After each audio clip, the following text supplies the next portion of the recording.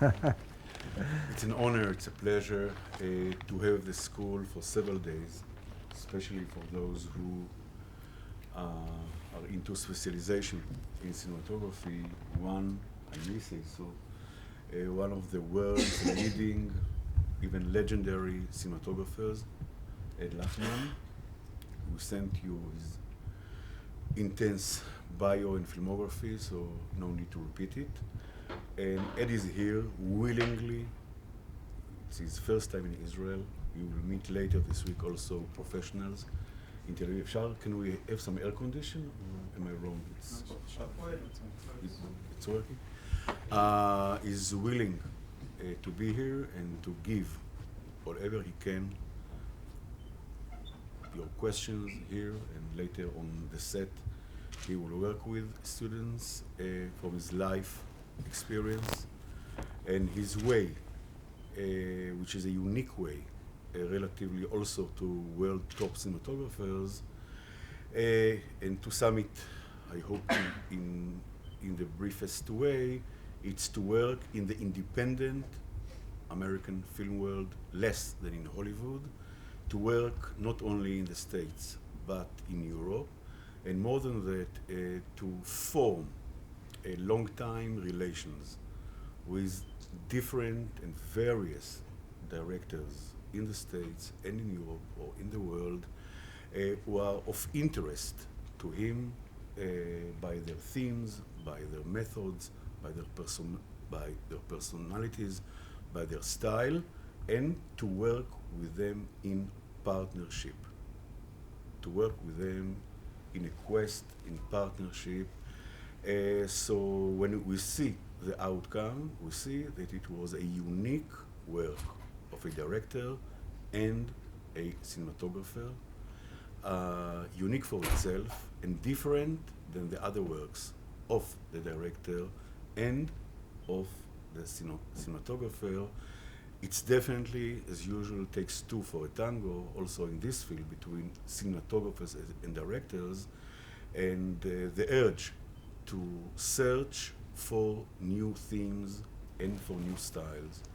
And the background of Ed coming from stills did allow him, amongst other things, to be in the midst of the search, as well as his feel and work in the experimental field of filmmaking.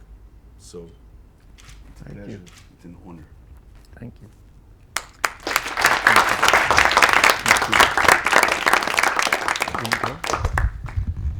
A guy who's a graduate and a teacher will lead the discussion with you. Yeah. Want to say something? Check that it's working. Testing. Well, I never intended to be a cinematographer. I went to art school, I studied painting, and I took a course at Harvard at like appreciation in film. And I realized that images got on the screen for a reason. They didn't just happen. And I guess that's why I always approach film hopefully from a painterly style, in the sense that painters always approach their work from either a social, political, or a style that they have a personal connection to.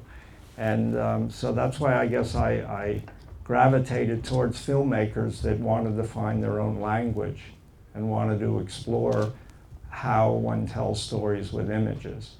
And I think that's what's important. You know, it's important to learn the technical aspects of filmmaking, which we all have to learn to be able to use that language, but we also have to understand how we see things and why we see things and how that implements how you tell stories and why each story can be told differently. You know, why is the language of cinema images?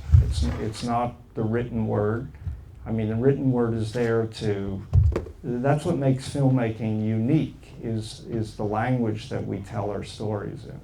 Else, you know, we could tell them on a stage or we could tell them in a book. I mean, one example I use is in a book, or it takes paragraphs or many sentences to explain place, where you are. But you can enter the interior world of the character in a sentence and say how they think or feel. Well, in film you have just the opposite problem, where you can show place, location in one shot, but it's much harder to show the interior world of the character. And I guess that's what I'm always searching for with a director, is how you tell the interior world of the character, how you find the language to encapsulate the world for that character and have the audience experience that world.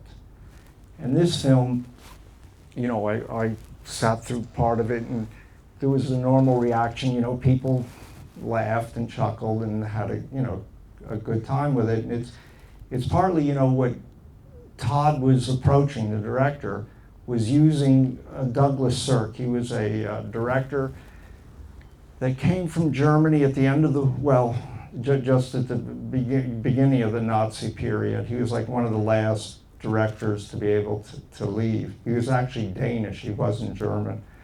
I forget his exact name in Danish, but it became Sirk when he came to the United States. And you know, people like von Stroheim and Lang, they were all here, and they all knew each other. But he worked in the Brechtian Theater in Berlin. And he was a well-known theater director, and he had done films. And he was actually a very successful director, and he was actually asked to stay. And actually, a sad footnote was his son stayed behind and became a poster boy for the Nazi cinema, and was later killed on the Russian front. But so when he came to the United States, he couldn't find work because he was seen as being German, and he actually had a chicken farm, and he said it was some of the more pleasant time of his stay in the United States. And he became a script doctor. And this form, they were called weepies, which now we would call soap operas, was very popular at this period. And they were made very fast. They were shot in like 18 days, backlot, you know, studios like Universal. And he got a chance, a break, to make one of these films. And but what he did was he used, these films were shot very brightly lit, like, you know, people think comedies should be. But he started to employ techniques of what we consider film noir, where he used very strong lighting and abstraction in his colors. And he used social and political statements about the values of middle-class American life, that he was one of the first people really to like imbue like a popular form of cinema and imbue it with, you know, social and political questions about gender, and well, not so much about gender, it was there, but he couldn't explicitly talk about it, but certainly about race in a film like Imitation of Life. So the kind of what was interesting, what Todd tried to explore in this film was use the technique of the 50s, in where you reach a person's emotions through artifice, through the artificial techniques of color, and you know that this isn't a representation of a realistic world, but we're manufacturing this world. And also in the way he used his camera. His camera is always used kind of in imprisoning the characters. You see characters in scenes through doorways, windows, from outside. It takes kind of an objective viewpoint, but it also takes a viewpoint that imprisons these characters. And so part of the technique was like, could we reach an audience in 2004 the same way that Sirk reached his audience then?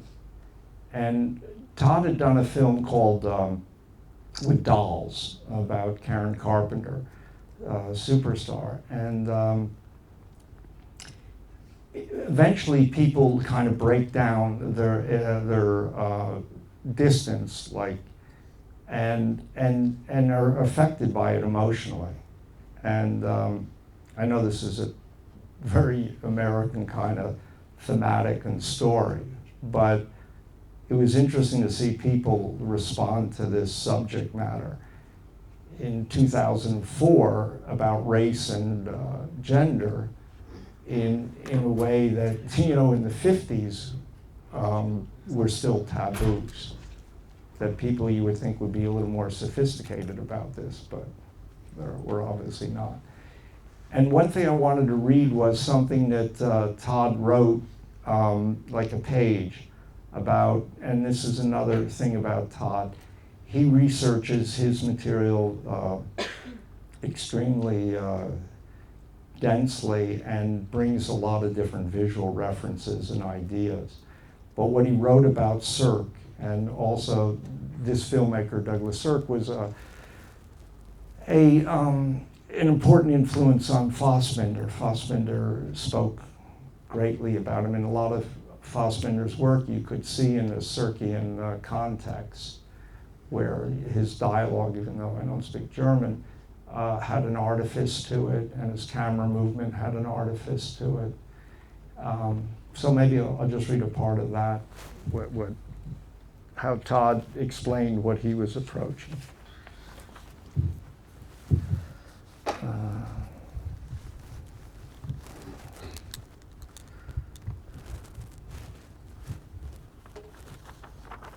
The 50s melodrama of Douglas Sirk and Max Zollfuss has always astounded me. The titles alone, All That Heaven Allowed, Reckless Moment, Written on the Wind, Imitation Life, suggest a cinema of sweeping arpeggios and transcend artifice, which of course they deliver. But beneath the lush and teeming surfaces are claustrophobic stories of disillusionment and resignation, of women locked in houses who emerge in the end as lesser human beings, for all they surrender to the ways of the world. The subjects of melodrama are never up to the demands made on their lives. Small towns' notions of dignity always win out over desire. So that's kind of was our approach. So I guess this week I want to show a range of styles. This certainly is the more embellished and stylistic kind of look. And later in the week I want to show import-export, a film I work with Ulrich Seidel, an Austrian filmmaker, in which he uses naturalism.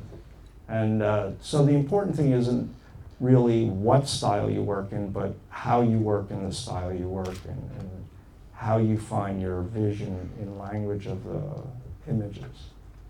Do you have any specific questions? Then maybe we can take off from there. Have a question? I wanted to ask a question. Mm-hmm. You talked a lot about Todd Haynes, but let's talk about your work in this film. How did you approach this when he came to you with the idea of making this?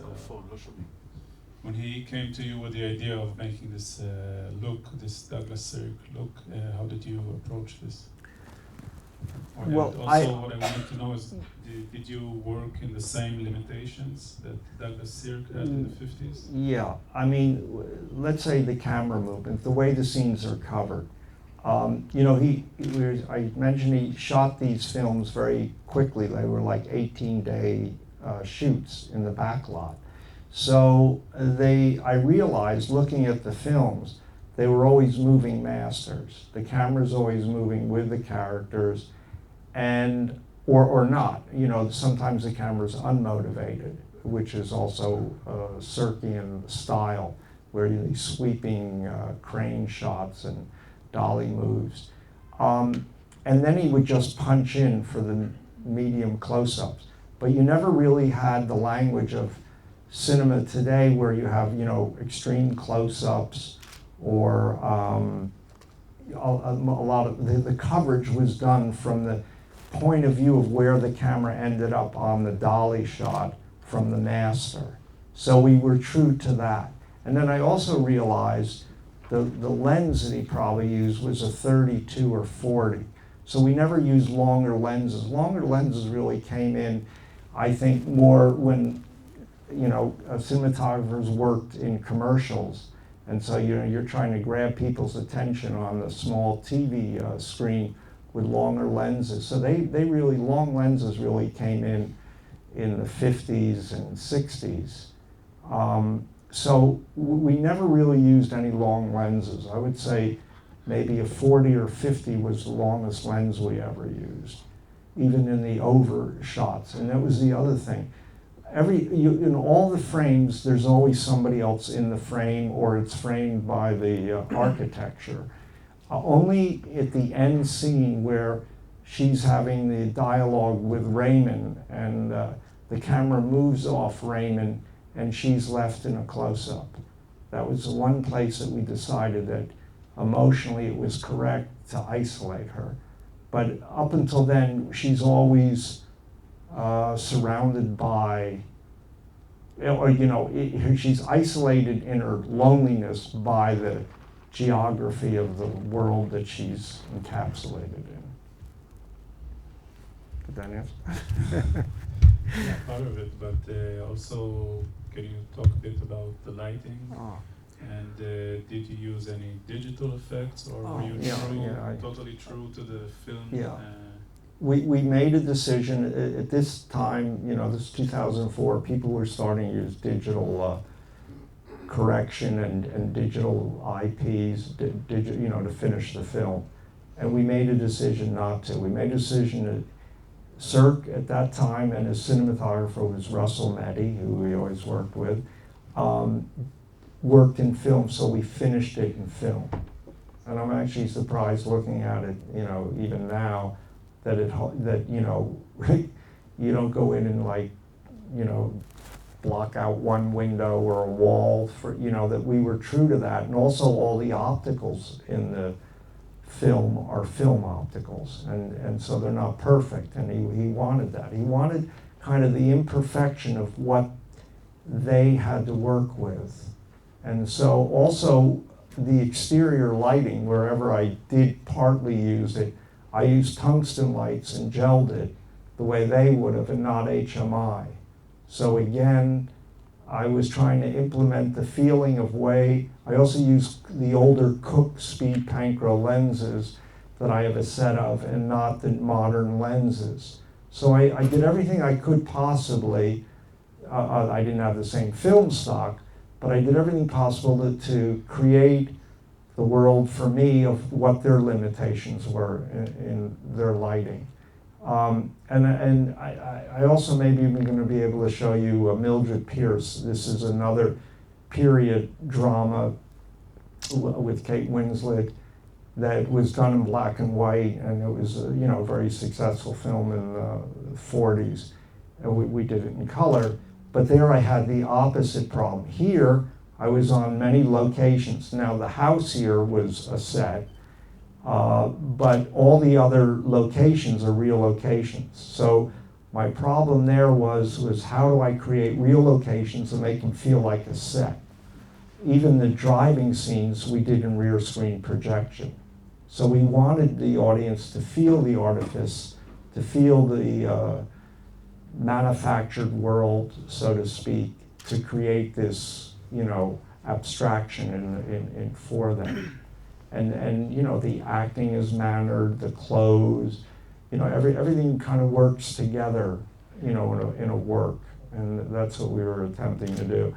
With gels, I've always worked with gels, either with color temperature, you know, how you play with daylight, or fluorescent with tungsten film, and I did the same thing I normally do. Early on in my work, I did a film called Union City, and that was a 50s film. Debbie Harry was in it, and I experimented then with gels, and I've always worked, and it's partly, I guess, understanding or working with color, you know, the way you use color, not like a pictorial way, but more using color for psychological.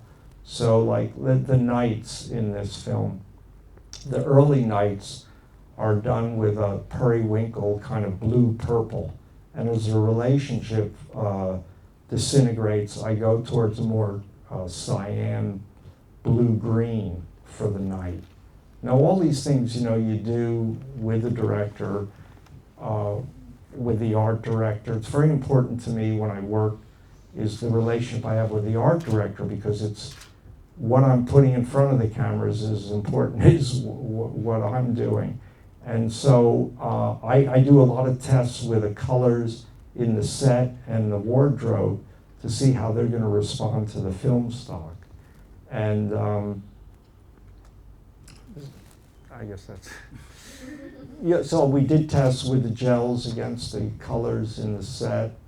And I use, generally I work with two colors, like a warm color and a cool color, because one advances, one recedes, and that gives you kind of depth and separation in the scene.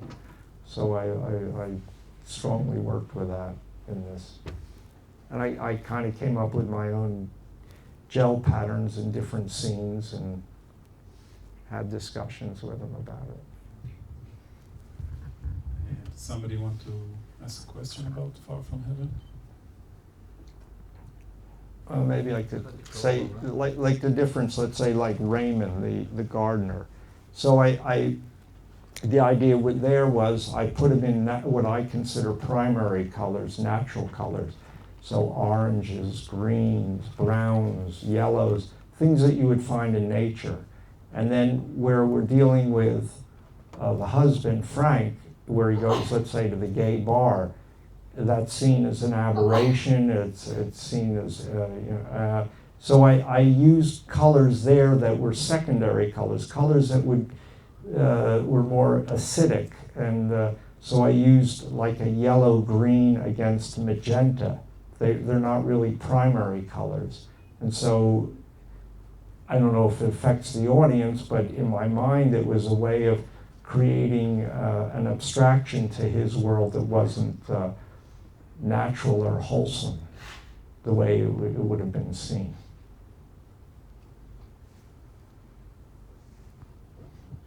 Do we have questions? What considerations, if any, did you have for the skin tone of the actors? Julianne Moore being very white and Raymond being black. Black. Yeah, that's always a problem, when you have very diverging skin tones. And usually people worry about the black skin tone, so they overlight the set, and then the white person goes too bright. So I always prefer to go the other way. I rather the black person goes too dark, because we know he's dark anyway. So I'd rather, than screw up the scene that way. Actually, that last scene at night, I was like, oh my, I kept putting light in and in and in, trying to, because I hate, even in a film like this, where I use theatrical lighting, which we didn't really talk about, the lighting in this film isn't naturalistic. And when you look at certain films, studio films, it's studio lighting, where they're lighting from up above on the set. It isn't necessarily where the light's coming in the windows, which is where we light now, or big sources. They were lighting smaller sources in different areas.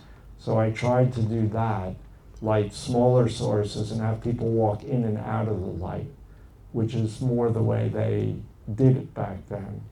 They would use harder light, not bounce light. So I tried to do that. So I tried to implement this style, because styles change photographically, because lenses change, film stock changes. I know now we're in the digital world, which, I guess we'll get into a discussion about, but I'm still kind of stuck in the film world, so I can talk about things from the film world, but I think that you can apply what you understand in the film world to the digital world to understand what you're doing with the digital world. Like my gaffer kind of laughed at me. I've done 2 digital films, Life During Wartime with Todd Solondz, and of a Prairie Home Companion with Robert Altman, and I'd bring my spot meter to the set, because that's the way I like my interiors, with a spot meter to figure out the contrast and the ratio of the light. And he'd say, what do you got that for? You know, just look at the monitor. But I wanted to be consistent and understand how the digital media saw the light in contrast and exposure. And I mean, slowly I started to put it away, but it was very helpful for me to understand what what the range I was working with. And then also, you're not at the dictation of the DI, the digital technician, who can change things on you every day. I wanted him to be consistent every day in what he did, and I would make the change.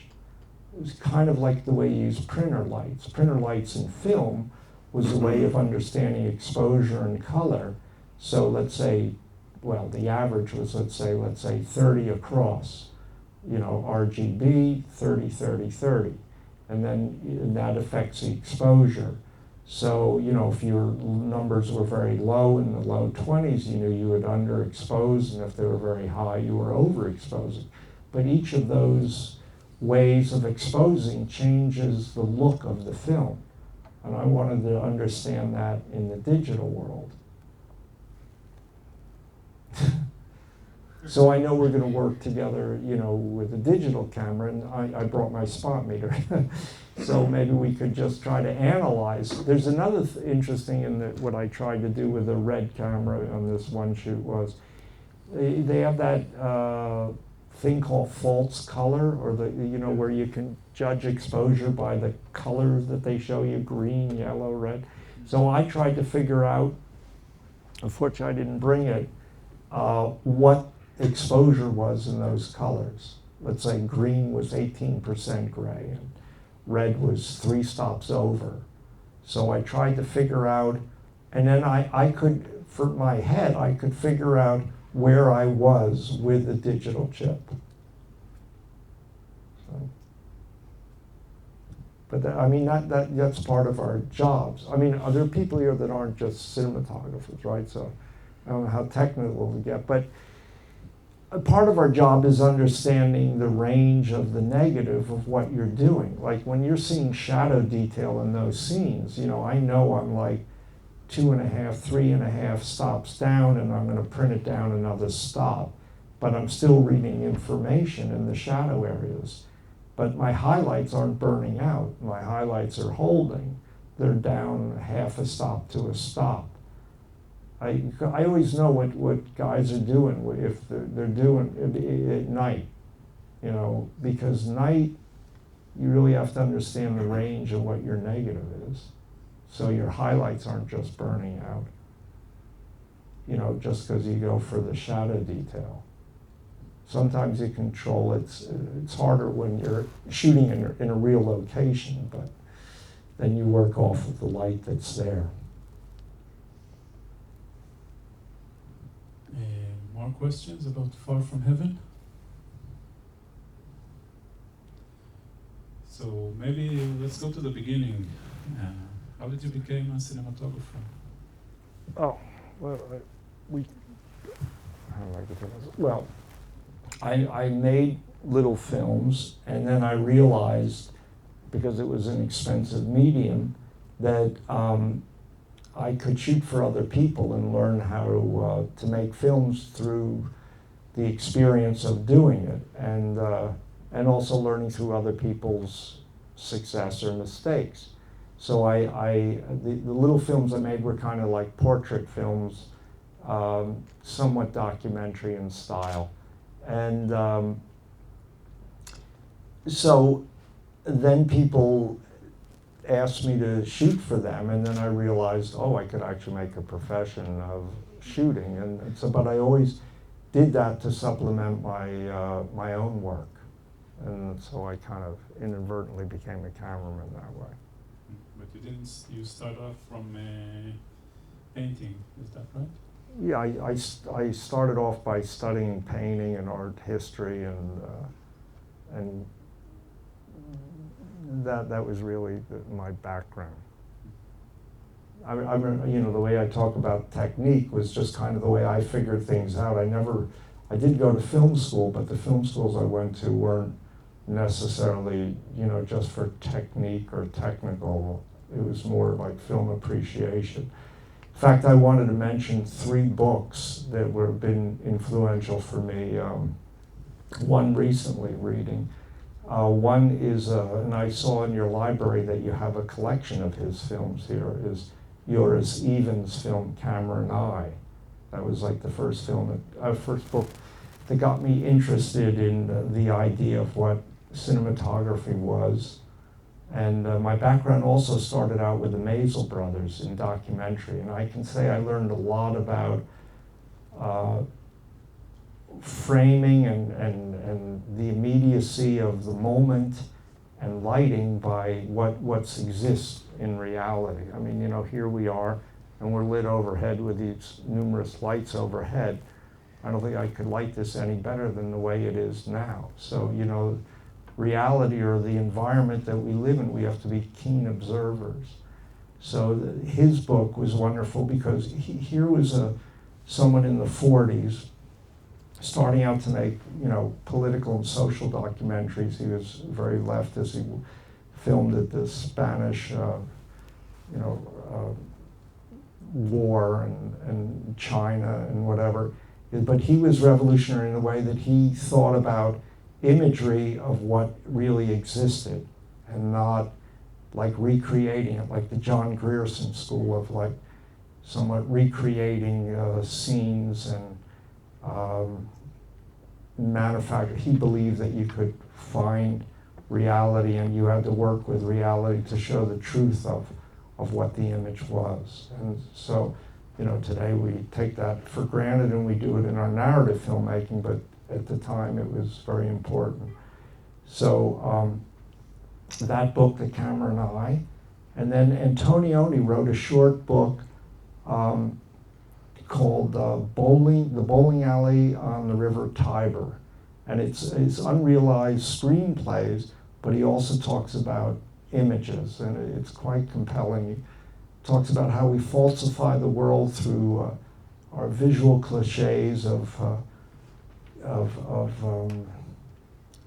commercial cinema, and how we're falsifying the world through our images, and that's quite interesting. And then this recent book, I met this filmmaker only a year ago, and he was signing his book, and I actually brought it. He's an experimental filmmaker. His name is Nathaniel, I'll say it right, Dorsky, Nathaniel Dorsky. And this book is called Devotional Cinema, and you should get it, because the way he talks about filmmaking and images is a revelation. He compares it to actually almost a transformation, a religious experience. And I wish I could say some of the things he says in the book, but I'll give you a couple things I remember. He's really searching for the nature of why we create images and what images really represent. And one of his ideas or references is, in the Middle Ages, the cathedral, one saw the world through our personal, our personal viewpoint of the world was through self. And even the idea of stained glass windows was a way of them not seeing out, but seeing in. That the world that they created on the stained glass was a glorification of the individual's stance in the world. That they were the center of the universe. And then his point is, when the Renaissance came, the windows became clear, and the windows were more about the point of view of what we see outside of ourselves. And that the Renaissance was more embracing a viewpoint of the world outside. And then what he tries to make the point about is cinema really has to be both things. Cinema has to be a personal viewpoint, but we have to be open to what we see outside. And I see that in a lot of filmmakers, where some filmmakers are egocentric to their own viewpoint, but really miss what life is outside of them.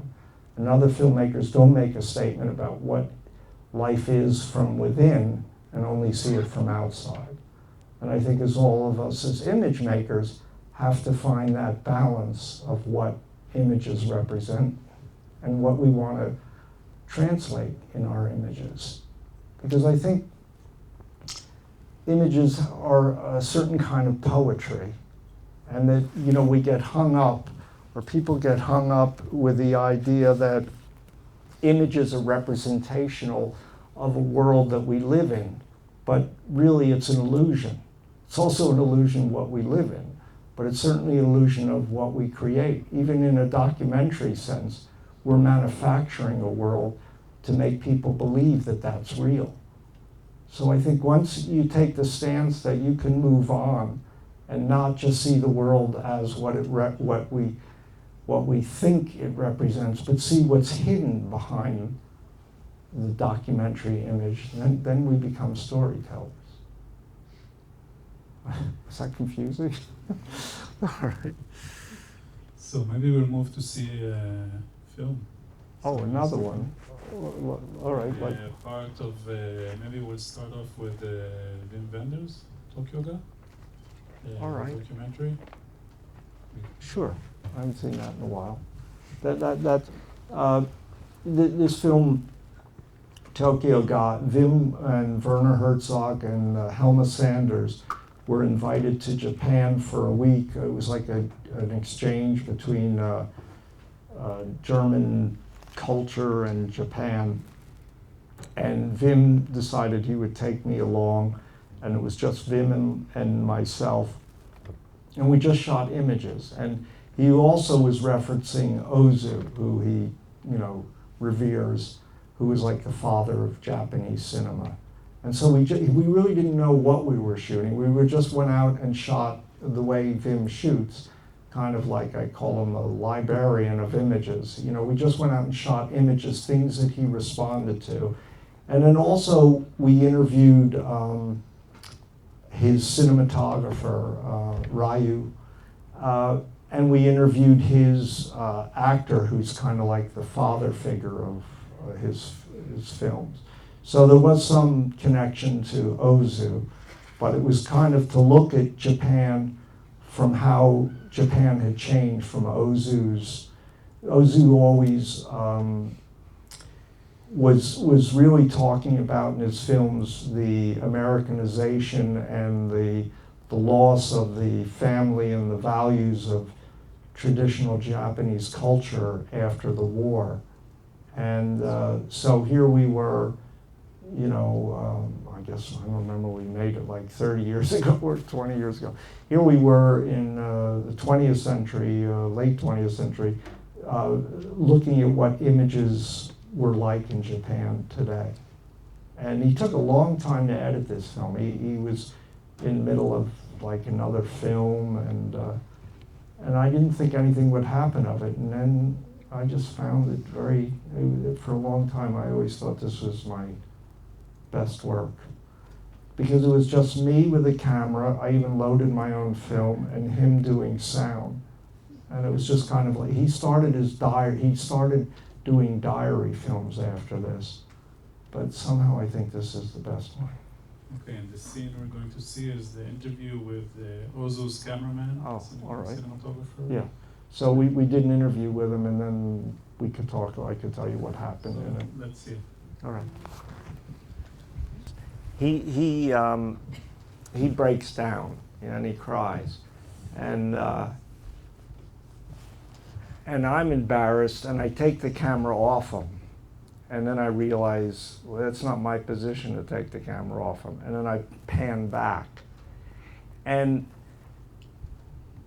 I partly did that because I had done a film earlier with him called Lightning Over Water with Nick Ray. and Nick Ray is dying of cancer, and he's in pain, and he loses his lines, and he just looks at the camera, and I keep the camera on, and he finally goes, cut, and because he's also directing the film. And I didn't turn the camera off because I knew it was this, you know, strong moment. And he goes, cut, cut, cut. And then I cut the camera off. And there were people that wrote about the film, and they felt that was cruel, that, you know, we were exploiting Nick Ray. And that was in the back of my mind when this scene, which I wish we could still look at, but you know, me talking about it, it's better you see it. But anyway, where I panned back, and then, like I said, there was a long editing process to find out what this material was, what this film was. And Wim used the whole shot. And it creates an emotion in the shot, in the scene, because you feel kind of what I was talking about before. The filmmaker or the operator or whoever, you feel their connection to that material that allows the audience to feel that emotion. And that's what I was trying to say about we as filmmakers or image makers or cinematographers, we also introduce a certain emotion in the footage by how you operate. That images have a visual rhythm and there's a human behind the camera. And I mean, that brings up another point about like hand-hold work. Like today, many films use hand-hold work, but I feel they do it because they think it's emotional honesty of showing a performance in real time, and that somehow this is real because it's hand-hold. But I think that's just a device like any other device that you're exploiting to show an emotion for the characters that maybe aren't there. And if it's poor hand-hold work, I think it actually takes you out of the scene. But when you see very good hand-hold work, or you see where a camera does move in a rhythm and empathy with the subject matter, it strengthens the story. Like I was just looking at this footage, I haven't seen this in a long time. It's like when he walked out of the frame and then the camera pans down and looks at the camera, Wim wasn't there telling me, all right, this take, you're gonna pan down to the camera. That was something, even in a documentary, I'm trying to tell a story with a camera, and I'm thinking ahead of like, well, if he moves out of the frame, what am I gonna do, you know? So I'm always kind of thinking even when I shot documentaries about where the camera might go. And sometimes you're right and sometimes you're wrong, you know? But I would do that because you're part of especially in documentaries, you're part of the storytelling and how you operate the camera. Any questions about what we saw? I noticed that in a lot of your films you use fixed frames, and I was wondering, after seeing what we saw just now, if you think this kind of filmmaking, like they did, can still exist today, and do you miss this kind of simplicity of making a film? Well, it depends. Like when we did Mildred Pierce, the Todd Haynes recent, it was a TV 5-part series. He said, we're going to use static frames. Well, the first shot was a dolly shot and it never stopped. It depends on the filmmaker. That's his, way he sees things and the feeling, and the intricacy of a moving camera. But here, we're mimicking, he said he used a 50 millimeter lens. So what we did was we used a 25 millimeter lens, which would be the same field of view as a 50 millimeter in 16 versus 35. And of course, Ozu, like he said, shot with static frames. So of course, I tried to shoot with static frames. And it was just me and the tripod, no assistant, and Vim with the sound, so I couldn't be moving the camera around, but And also, after looking at this scene, you worked with so many different directors, so many different approaches to filmmaking, and I wanted to know what you think about this relationship between cameraman and director. well, I mean, one part thought I'd bring up is like how you interview with a director for a film. I mean, what's your approach, you know, as a cinematographer? Well, look, you get the script, you read the script, and obviously if they call you, you know, they're thinking about you. So I don't know if this has been to my success or not, but I usually go in with visual ideas. I take things out of books or magazines. I have a big, you know, book collection. I think about the film language of telling the story. And many times I've gone into interviews with ideas and the director looks at me like I'm half crazy, like, are you trying to do my job? And not all directors are visual. So some directors want your input that way to create the visual language. And other directors who I know are very strong visually, those are the directors I usually work with. Even if, you know, when you work with him, I know his language. When I work with Ulrich Seidel, I know his language. When I work with Todd, so I can implement what their vision is. It's the directors that are in between, that don't really have a visual style, and they're afraid of you imposing your style on it. So you have to find your language with them. And one way I do that is I break the script down with the director. I'll give you an example, like Todd Solondz, who I revere and became a very close friend with. When I looked at his other films, besides, well, the one film I did with him, Life During Wartime, I found his films very unvisual. And I know the cameraman he worked with on a few films, Fred Elms.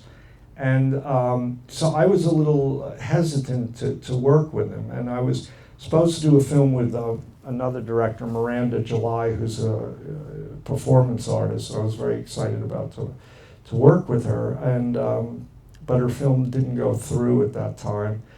And his producer called me, and I said, sure, I'll take a meeting with Todd. And then we hit it off famously. We're both from New Jersey, both suburban, Jewish, you know. So I understood his world, but I think he also realized he had to do more visually with his storytelling. And so I said, well, let's break the script down together. And so I can talk through a scene with a director visually, and I did that. And I could see sometimes he was hesitant, and I realized why. Because as a screenwriter, he didn't want the images to take over the story. He didn't want the images to be more than what he wrote on the page. And once I kind of showed him that I could reinforce the ideas that were written, that the images can be a metaphor, and that's to me what images are. They're a metaphor for your storytelling, you know. And so once he understood that I could reinforce what he was writing, he trusted me, and we had a really great relationship that way.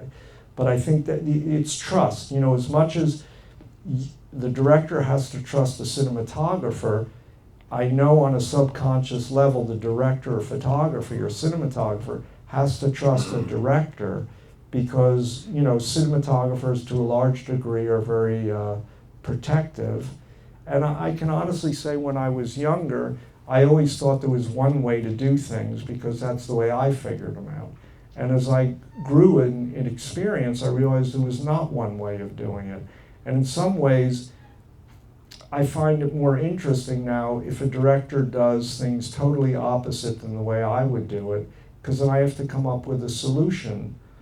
And honestly, I can tell you about Todd Haynes. He's very strong visually, but sometimes his approach of how to do things, it doesn't make sense.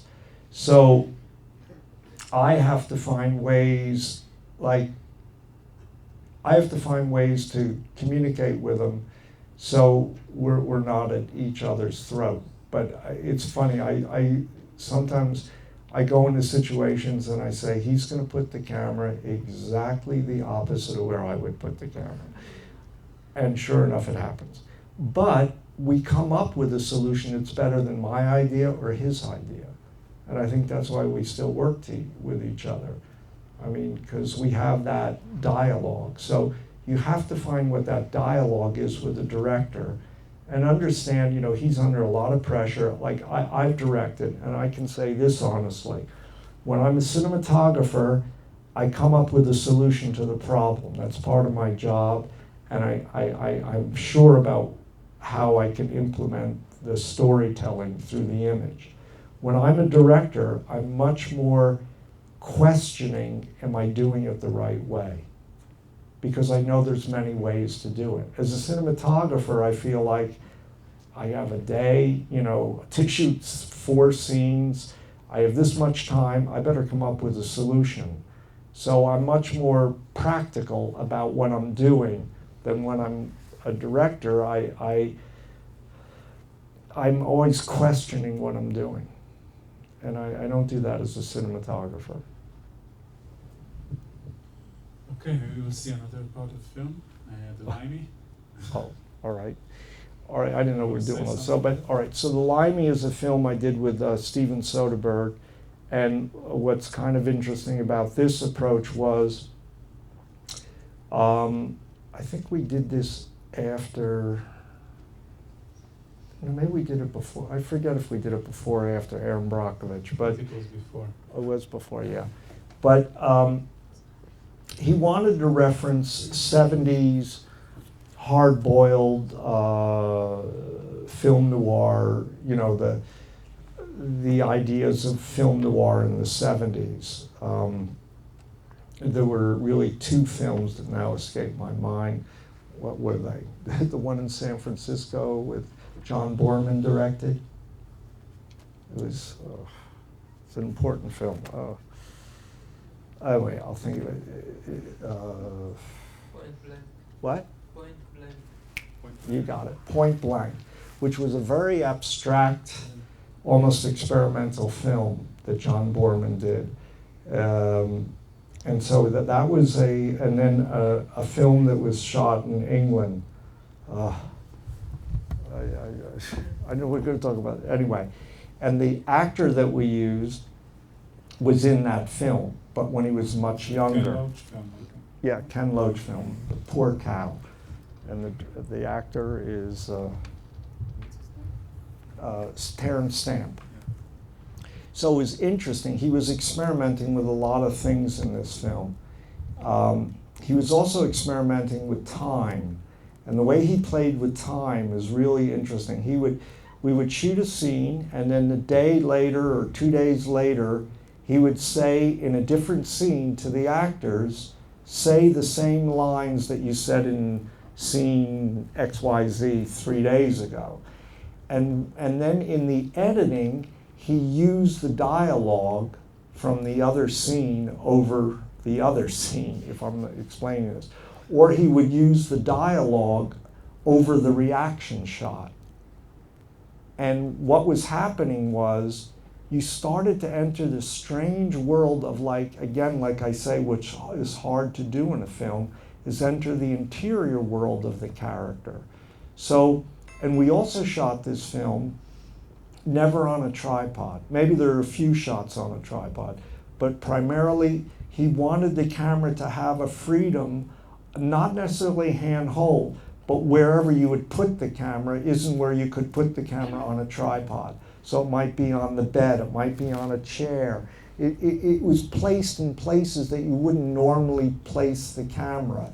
And this also created a certain kind of world, or, you know, also he was showing LA that you don't normally see. They were like real locations, sometimes lit, sometimes not.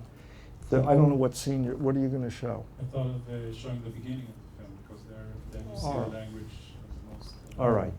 So maybe we All right, can we'll see look the at it part and then we and could then talk about it. Oh, remember.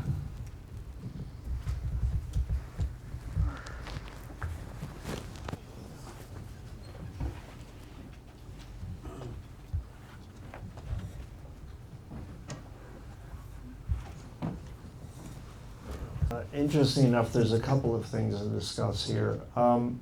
Like the shot in the car in the back seat, we lost the light. Actually, the generator went down, and the new stock, the 800 Kodak stock came out, and I had a roll of it. So I said, Stephen, what are we going to do? And then I said, oh, wait a minute, I have that 800 roll stock. I said, look, either it'll be the best shot in the film or we're going to have to reshoot it. And he said, let's do it. And that's the other thing about working with a director. The director has to give you the feeling they want to take chances with you. And cameramen are a lot of times protecting themselves so they don't get blamed for something. And I know, like in a studio situation, you have executives back at the studio going, well, you underexposed that, fire him. But if you have a strong enough director to say, no, we wanted to do it that way and try it that way. But I can tell you honestly, I've been fired like 3 times. And once was because I got along too well with the director, and they didn't like that we were, doing things the way we wanted to do it, not the way the producer wanted to do it. And that was on Bad Santa. And but anyway, so now today, you shoot digitally, and you could get an image like that. Back then, that was, what we did is we just drove by storefronts on 3rd Avenue in LA where I thought there was enough light, and it was just enough light, but it looks, I could never light it like that. That's also something about like working with ambient light, which, cameramen like Robbie Mueller and who else? John Alcott would work that way. That way at the time was, pretty revolutionary because, the Hollywood cameramen always want to use lights. And that was more from, what I learned from Europe, how you work with what's there.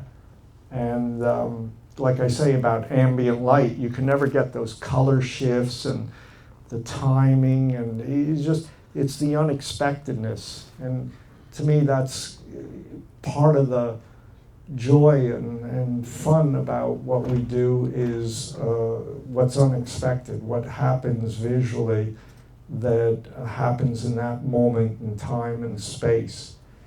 I know it's kind of like sculpting light in time. And Tarkovsky wrote a book about, filmmaking that way, sculpture in time. But cinematography can be that way. And today even more so, because in the digital world loves the underexposure, loves low light, that you can take great chances. The problem for me with the digital world is it all looks the same. It's kind of like, I like to think of it this way. Film is like an etching.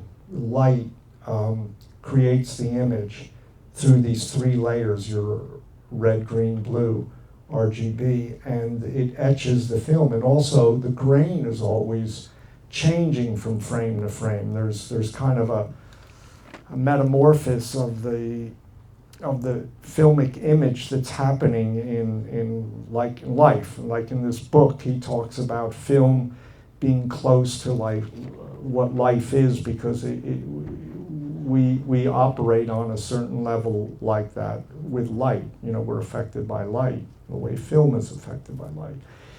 And the digital world, as much as I can analyze it or try to talk to people about it, it's pixel fixed. In other words, your shadow and light and your colors are all on one film plane, so to speak. And for me, it lacks depth. It lacks color separation.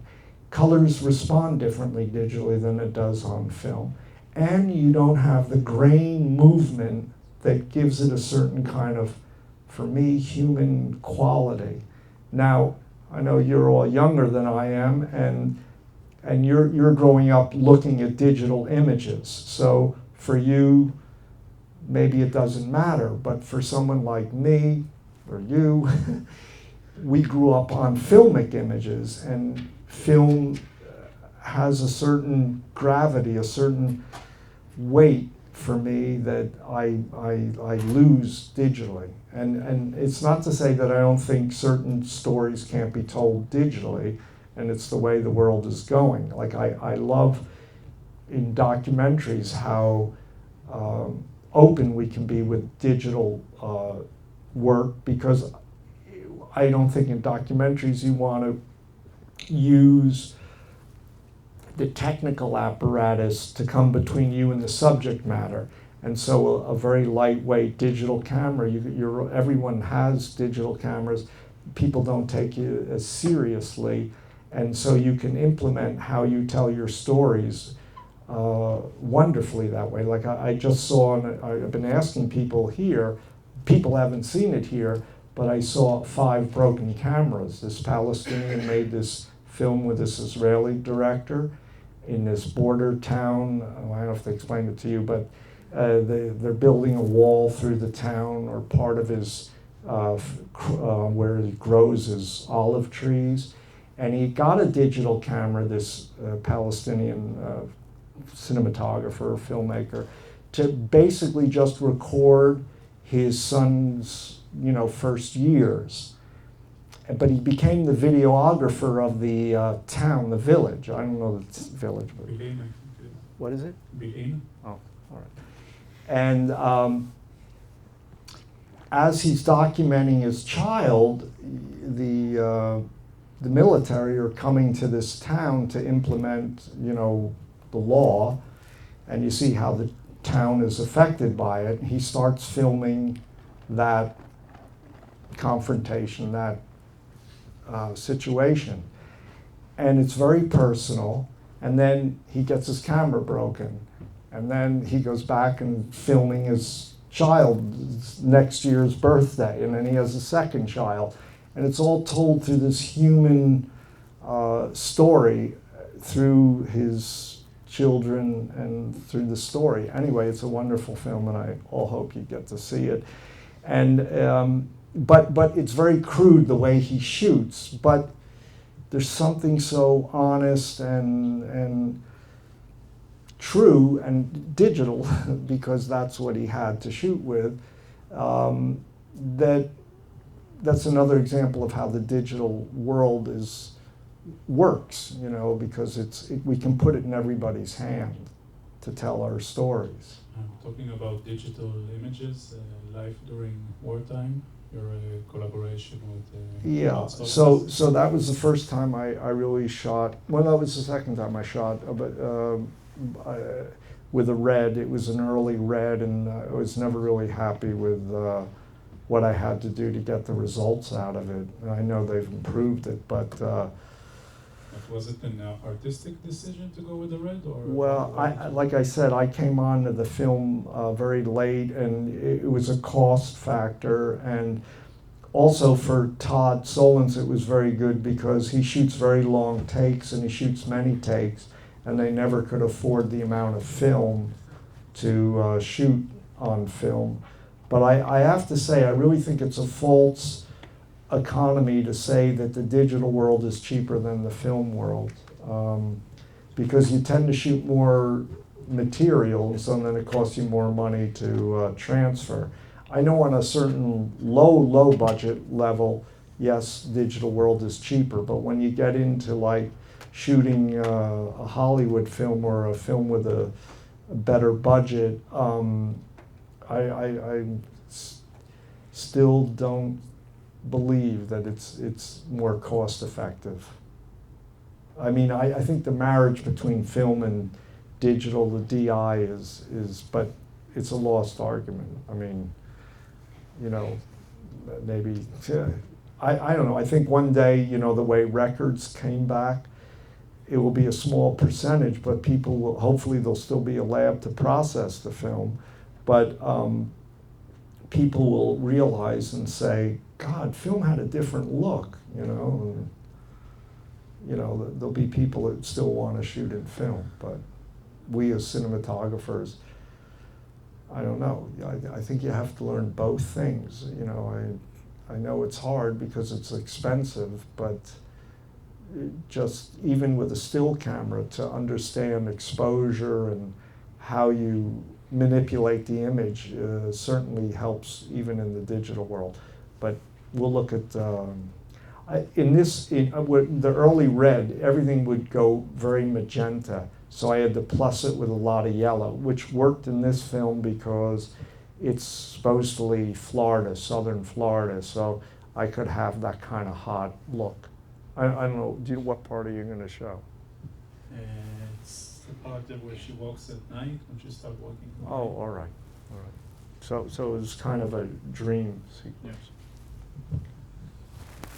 And then let it play in the restaurant, because Mhm. that's.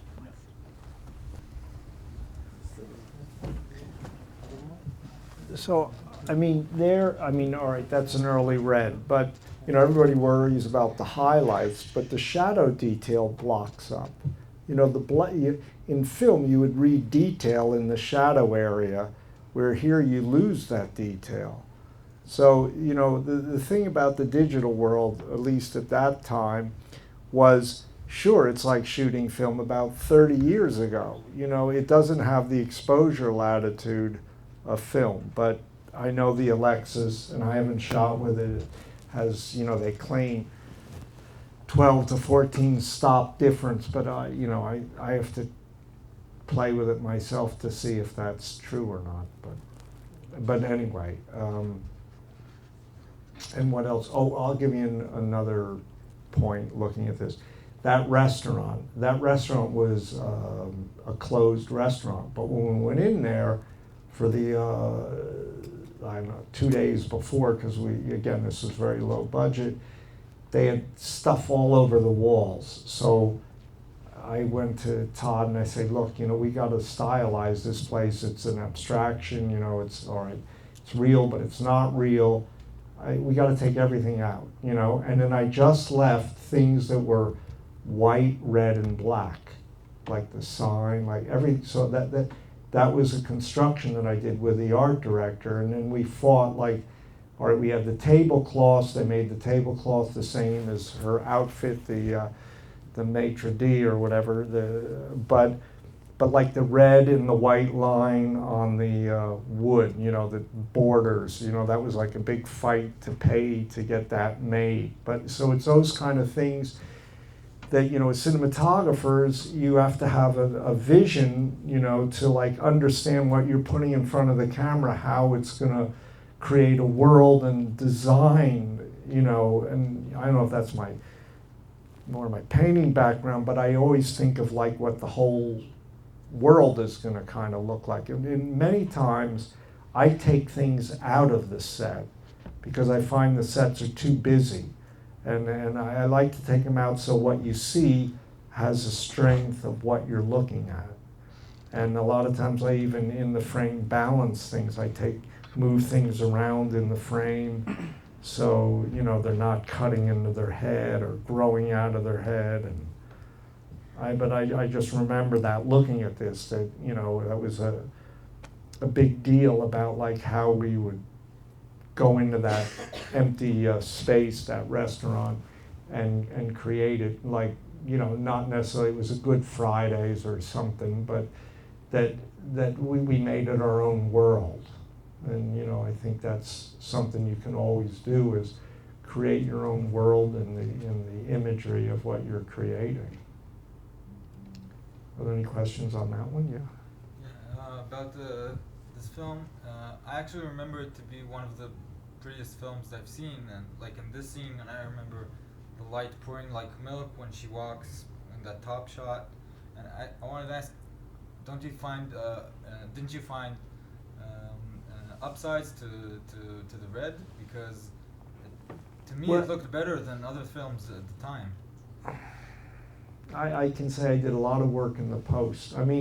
Yeah, at night, the digital world, be it red or it likes low light. It's hard when you're in day exterior. It doesn't have the contrast range. Now, again, I can't say this because I haven't seen the Alexis or worked with the Alexis.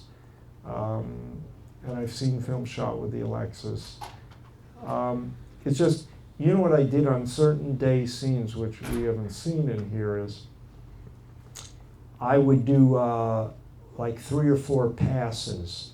So the lab was kind of experimenting with me. It would be a very expensive process to do, but I'll explain you what I did. Was I would do 1 pass for the shadow detail. Then I do another pass for the mid-range. Then I do another pass for the highlights. So in other words, I would have the colorists time the same shot 3 or 4 different times for different levels of exposure, and then we put them all together. Because I always thought you could do that in a still. I always wanted to try that in a still to extend the exposure range of a shot to do different, you could go for the under, bring out the shadow detail, the highlights.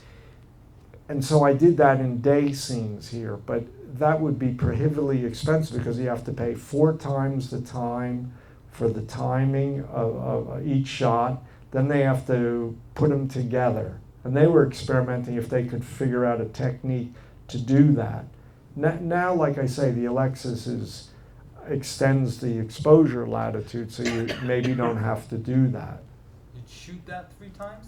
No, let's say there's one shot that I shot, whatever my exposure was.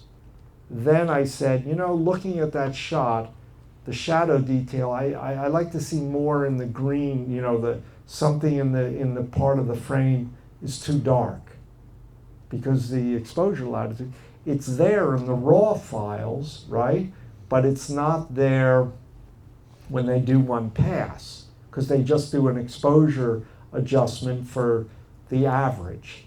So what I was telling the colorists to do is, isn't there a way that, because it's the same shot, couldn't we do it 3 or 4 times and I can go in and manipulate the shadow detail, the highlights, the mid-range? He goes, well, let's see. And they did it because then they have to track the person walking, because then the secret is they have to put the 4 different exposures together, how that affects the image. And you did that all through the film?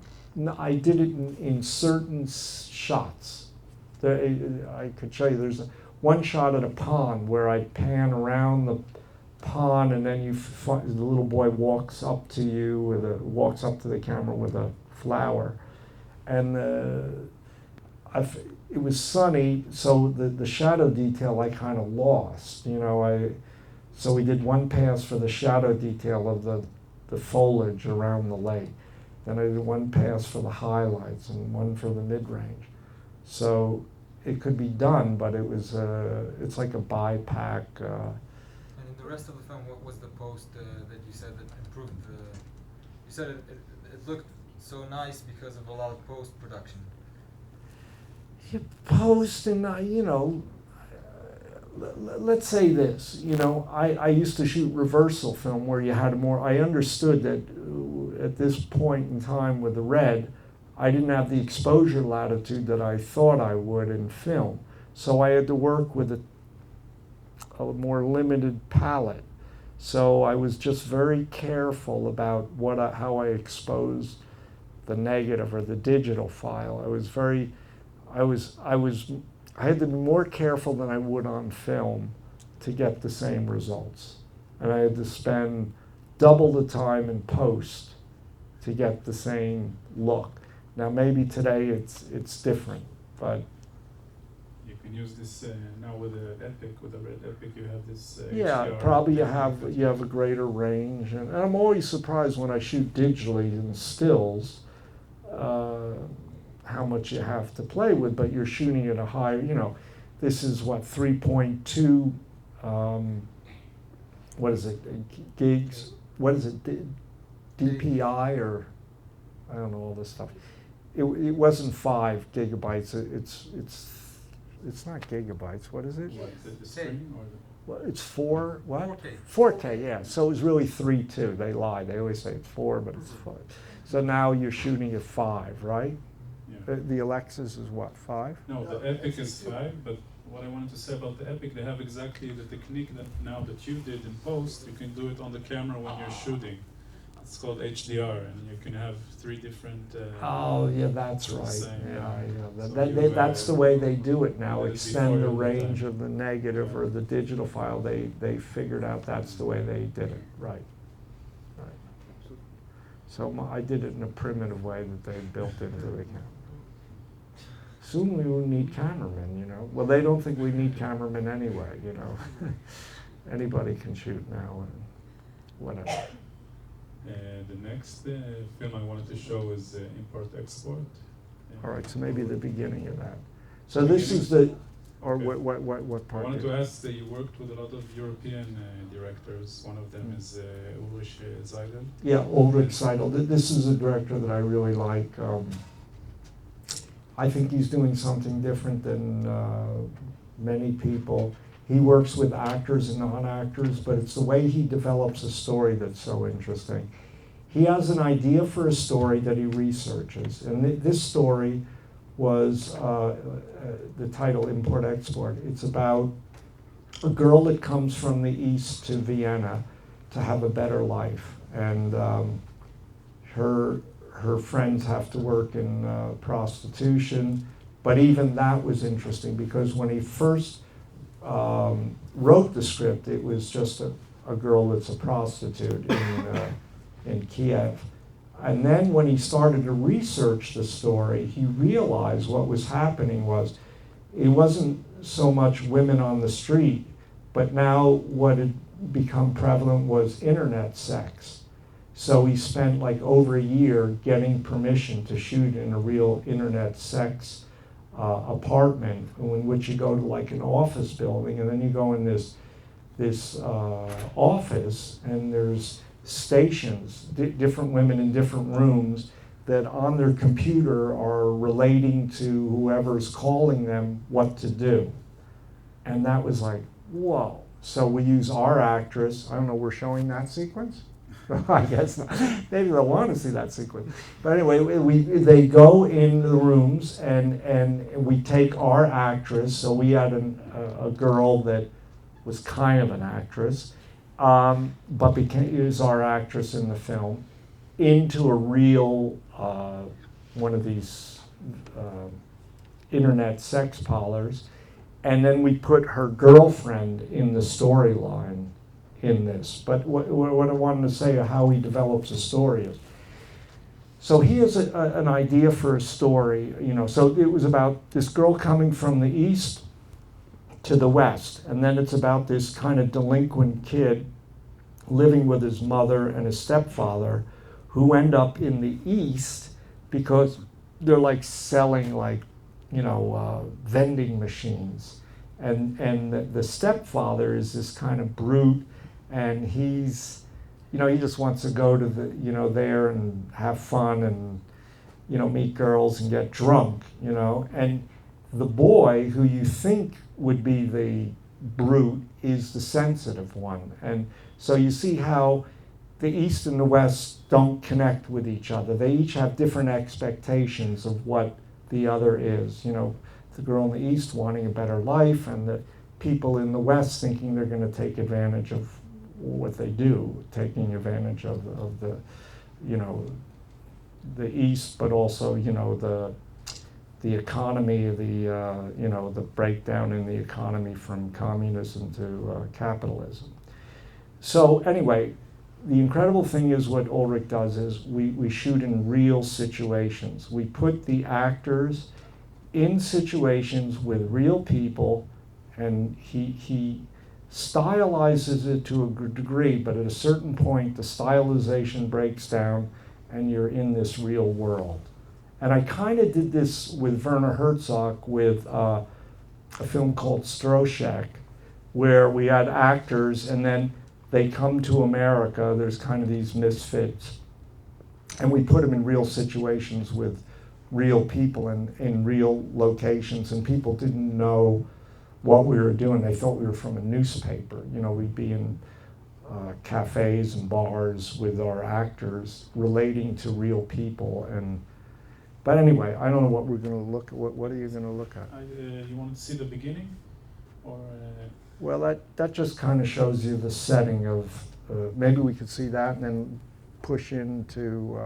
Okay, I thought the part where she becomes a nurse and then she comes to the. All right, old so people, we because it really shot. mixed He up got up. permission to shoot in a real retirement center that's run by the state, and these people had given up everything and were basically dying in this facility, and we put our actress, who's a nurse in the film. Well, she ends up being a nurse, or she actually was a nurse in the Ukraine, and then she ends up at this retirement center, and it's very sad because we're using the real people, but it's very heartening the way these people are able to like be themselves, and at least we gave them the attention. Anyway. Maybe we'll see it in a minute. Yeah, it was all right. No.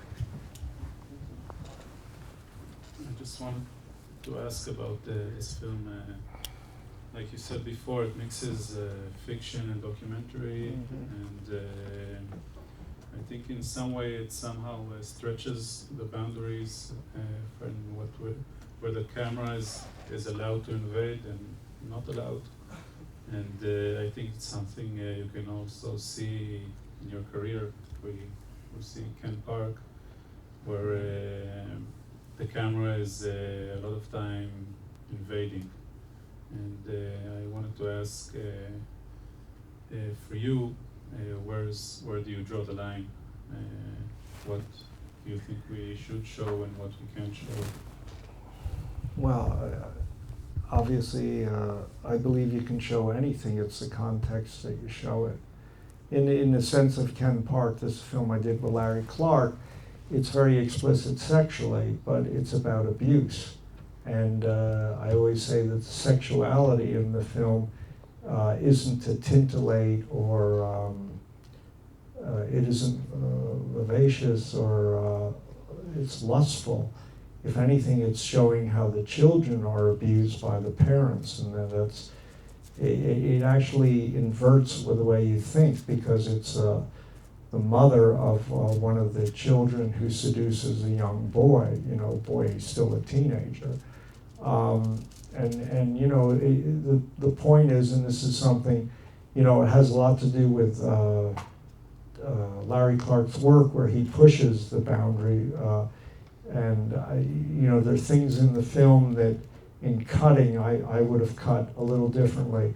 But I understand that the point is, if there's an emotional honesty of how you're trying to reach an audience, cutting away to me is just as wrong as showing it. I think it's the context that you show it in. And in this situation, you know, obviously it was strange that we went to like the heaviest two of the heaviest scenes. I mean, there's a lot of scenes that are very heavy in this film. These people are left to die there, and in this facility, and I know this happens, you know, it's happened in the United States and many places. I don't know if it's happened in Israel, but in this hospital, like 2 or 3 years before, there was a nurse that was killing the patients, and so so these people were. It was also to bring attention to what was happening to these people, and it's hard to see it out of context to the rest of the story. But she befriends someone that's a gentleman that offers to marry her. And so we wanted to show this, the relationship she has with these older people, that she finds some compassion with these people that she doesn't find with the rest of the Austrians that she comes in contact with. So we wanted to say something about that, or I think that's what he was getting at. And this scene in the beginning with this child, of course, that's always a scene that's, you know, grabs people. But that's the way that water in the tub was snow that they bring in from the outside. That's a real hospital outside of Donetsk where they don't even have running water. And so to show the conditions, I mean, yes, if you show it in a documentary, you're showing a narrative. You know, that it's always a question about with Ulrich, you know, is he crossing the line because is he exploiting these people? But I always feel like he's making films about these people for these people. He's not making fun of these people. He's with those people. And I don't think he's doing it on a voyeuristic level. I always say that he's moral without being moralistic.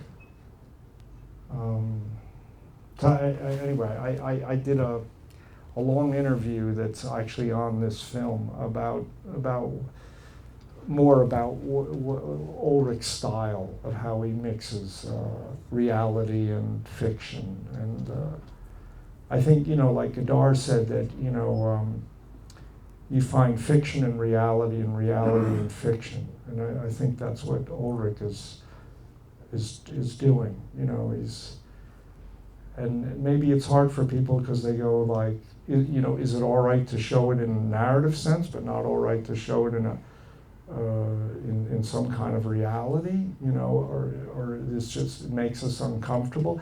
I think what Ulrich is basically doing is holding a mirror up to the audience, and you know, the things that we don't want to see about ourselves, and I think that's all right.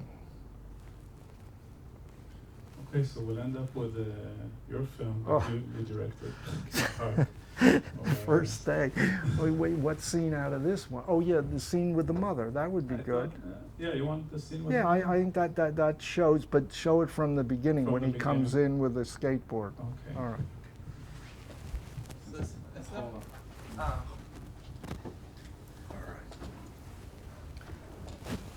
All right. So, all the children of the boys, they were over 18. They were over 18, but they were all non-actors.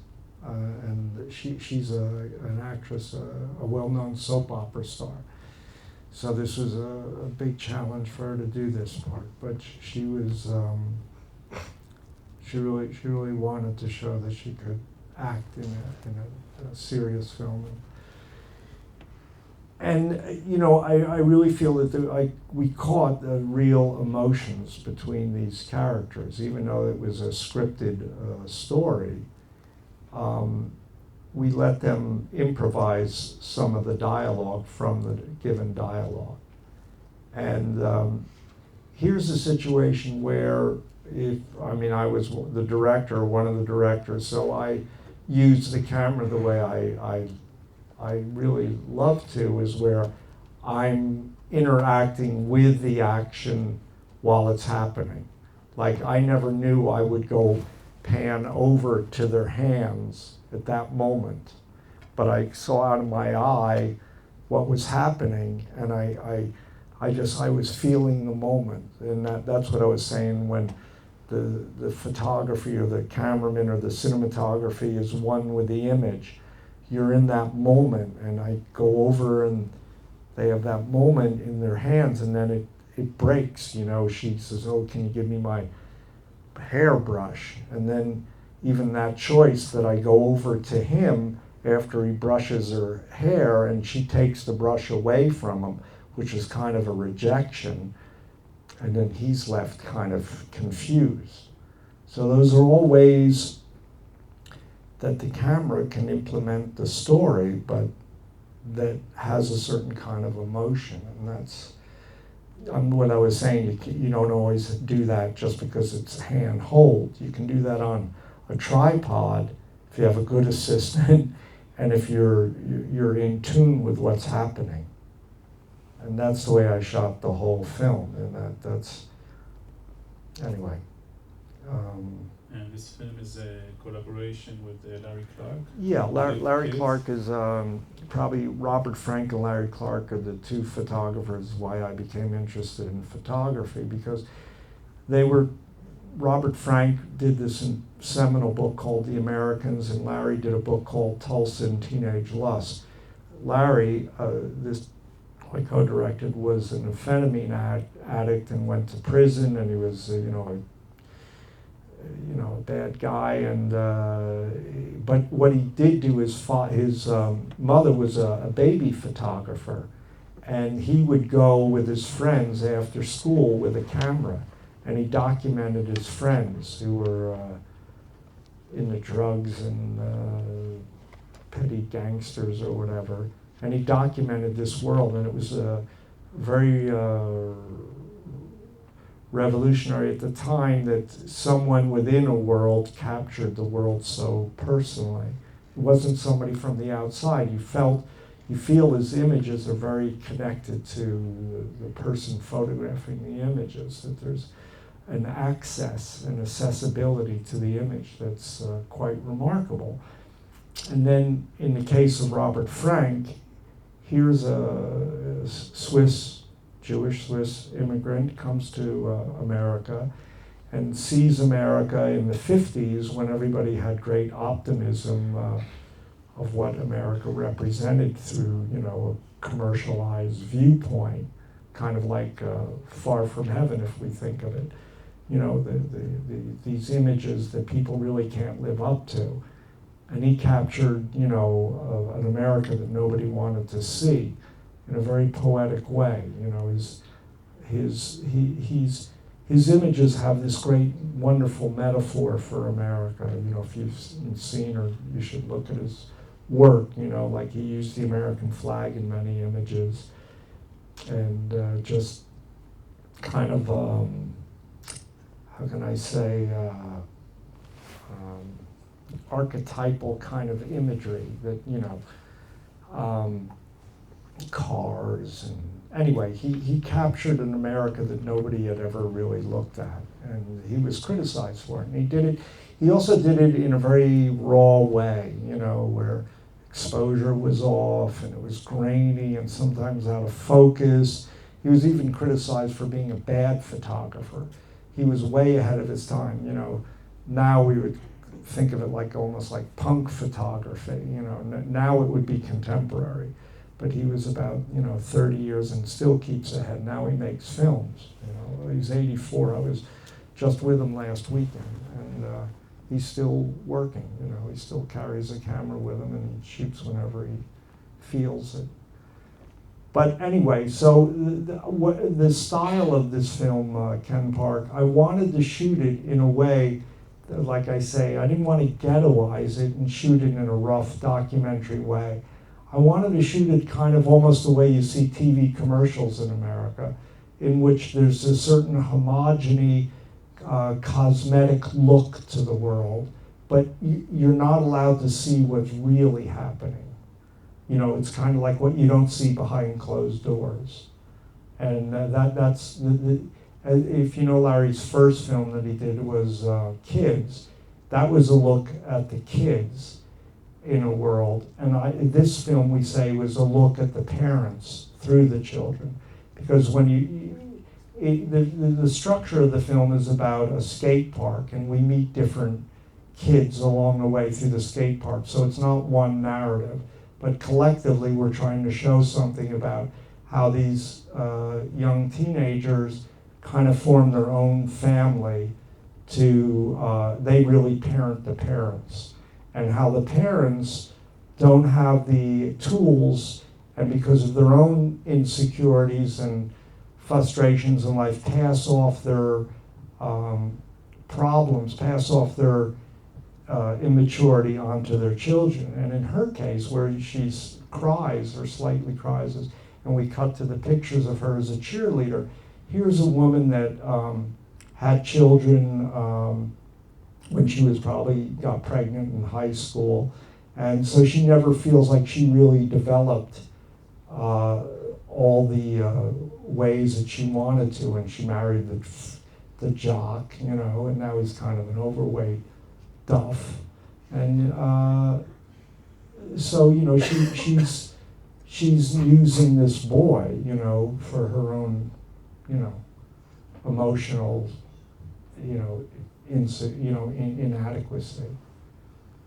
So anyway, it's hard to show just clips and try to explain the whole film, but that was kind of the methodology or the idea behind this film, Ken Park. It was my reason for doing it was I wanted to document something about Larry Clark's life, and I met him in Graz, Austria, at an art fair.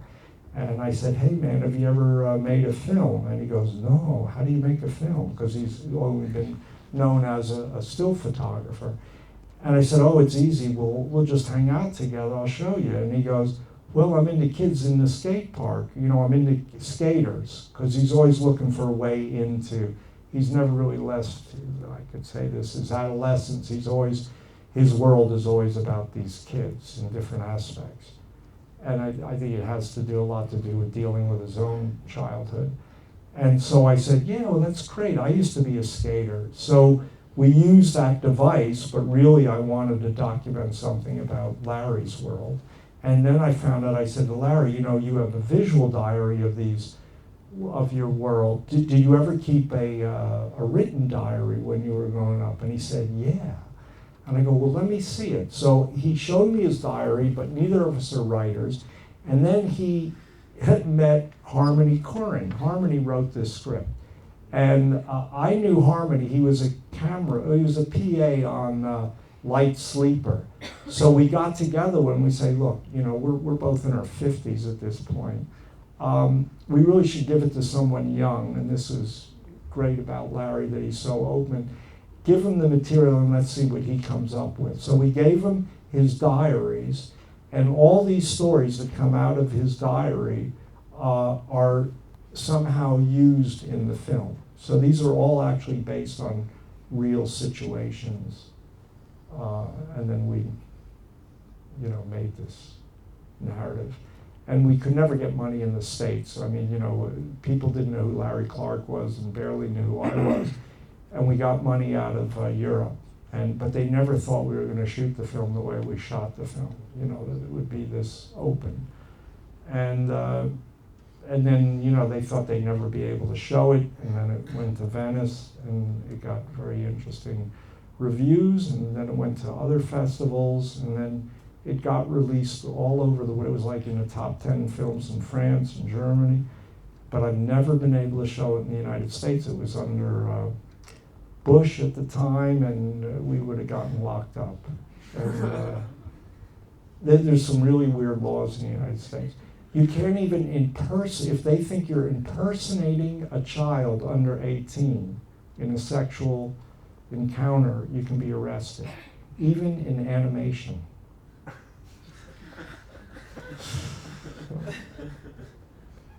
So anyway, you know, so I just say,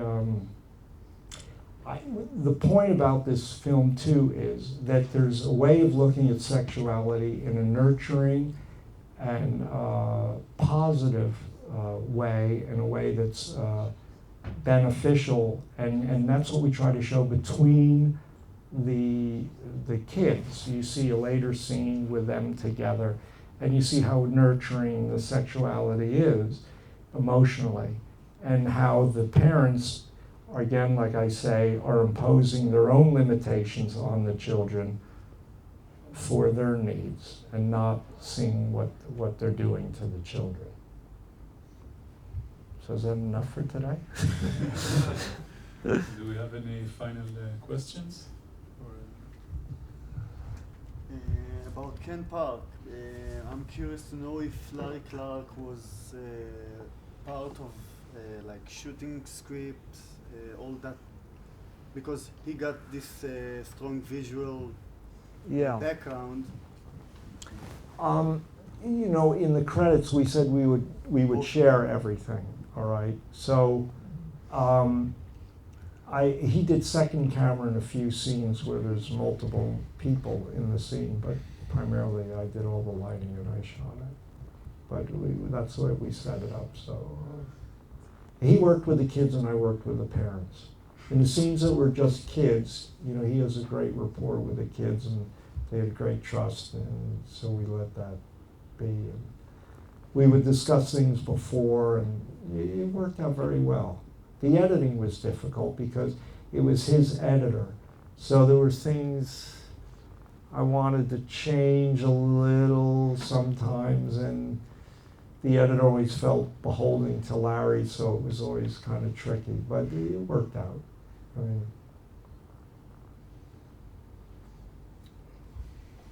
עוד שאלות? Some more questions? did that film get shown here? I don't think, no, No. cinema, no, it's Oh. on DVD. But I think it's Cinematex. It's what? I think in the Cinematex, not commercial. Oh. Yeah, it's the most downloaded film on the internet. I haven't seen a penny of it, but whatever. I got to make the film the way I wanted. So I think, so just a taste. Yeah, I hope we of, have something else to talk about. What? I'm kidding. I said I hope there's something else to talk about after today. No, but I brought a few other films, but I didn't know we were going to see these. But great. Maybe Thursday. In the Yeah. coming days. Thursday especially. Or you know, maybe I could see some of your films on the screen and we could talk about it. Maybe that, you know, it's one thing to be in the field and we shoot together and we could talk, but it also helps me to see your work, and then we could talk about it, and you could tell me what you were thinking about and your choices, and then I can tell you how I respond to it, because, you know, our storytelling and images are only completed with an audience. You know, the interesting thing for me is whenever I've done things kind of like privately in my own head, you know, like what I'm going to do, I'm always amazed that's the thing that someone will come up to me and say, oh, I really liked, or, you know, it was really interesting. They always see that, you know. I always find that really interesting, that the thing that you kind of challenge yourself on or have your own little dialogue is the thing that reaches people. So it's interesting to see. That's why I kind of like doing this. And a few times I've done this because, well, you've all been very shy, but once you get to know me, you won't have to be so shy. You can actually express yourself what you know, think or like or don't like or question, because, you know, that's what we're here for, is to have a dialogue. I think we focused more on showing your things, All right. and it was just a taste. But, I mean, they can have an opinion. Yeah, sure. We had a lot to see, that's the problem. I mean, maybe you could show, how many are cinematographers? Maybe you could raise your hand. Not many. Oh, not many, oh. But because And- they are and- now some of them are preparing the set for you for tomorrow. Oh, I see. And then the others are directors or script writers? How many are directors? They study everything. Script writers? Well, what They study everything. they study everything, all right. Potentially they are directors. Oh, potentially. To be challenged. All right, very good. Well, you can all teach me the digital cameras. Okay, I would like to thank Right, you very well, much. Thank you.